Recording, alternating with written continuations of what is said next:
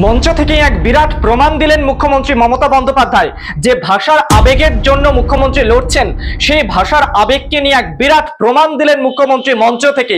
একেবারে স্পষ্ট করে সাংবাদিকদেরকে ডেকে তিনি সেই প্রমাণ দিলেন।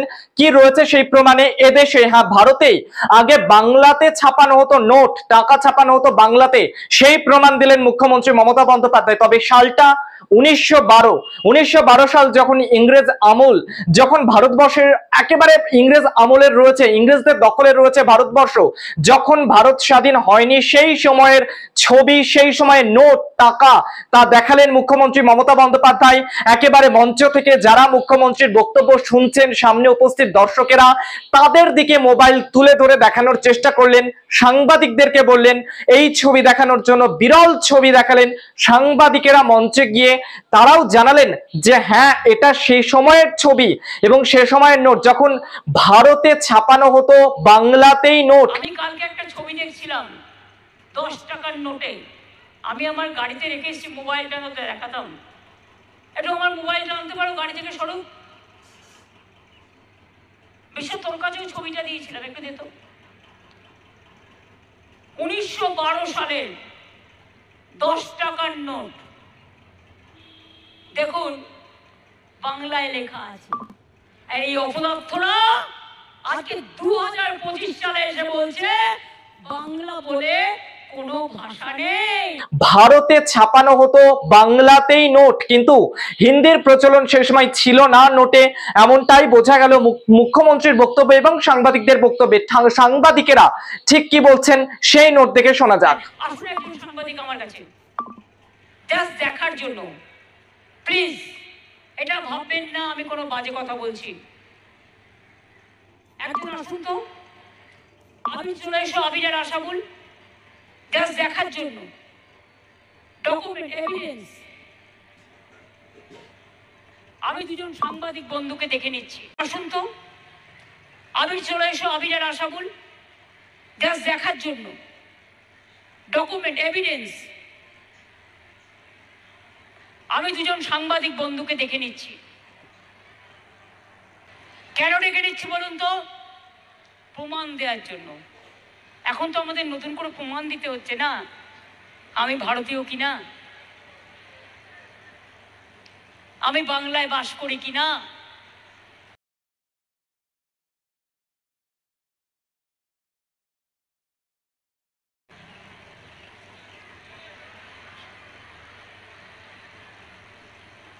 কোথায় এসছি ওরা?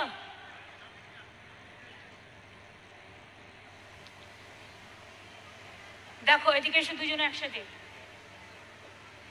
দেখো, দেখো একদম বাংলায় লেখা আছে 1912 সাল। ভালো করে তোলো, লোককে জানাও।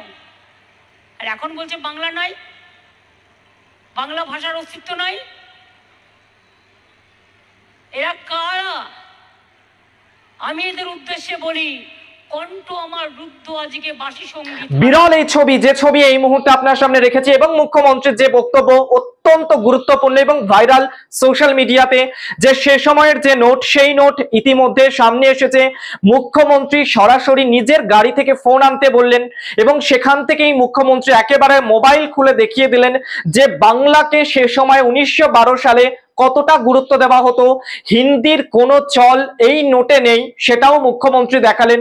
কিন্তু মুখ্যমন্ত্রী স্পষ্ট করলেন বাংলা ভাষাকে সে সময় কতটা গুরুত্ব দেওয়া হতো, যে নোটে পর্যন্ত বাংলা লেখা রয়েছে এবং বাংলাতেই 10 টাকার নোট, সেই 10 টাকা যে লেখা, সেটাও মুখ্যমন্ত্রী পড়ে বললেন এবং দেখালেন। সাংবাদিকদেরকে বললেন এই ছবি প্রচার করতে মানুষের মধ্যে, যে একটা সময় হিন্দি নয় বাংলাকে গুরুত্ব দেওয়া হতো টাকা ছাপানোর ক্ষেত্রে। ভারতের মানুষ একটা সময় এই নোট ব্যবহার করতেন, অত্যন্ত গুরুত্বপূর্ণ। যখন ভাষা নিয়ে আন্দোলন চালাচ্ছেন মুখ্যমন্ত্রী মমতা বন্দ্যোপাধ্যায়, একেবারে রাজপথে নামছেন, সেই সময়ের এই ছবি, এই অনন্য দলিল, এই বিরল ছবি, সেই ছবি বাংলার মানুষকে তিনি দেখালেন, দেখাতে চাইলেন সাংবাদিকদের মাধ্যমে।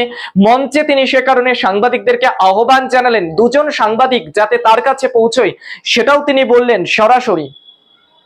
আরে দাও,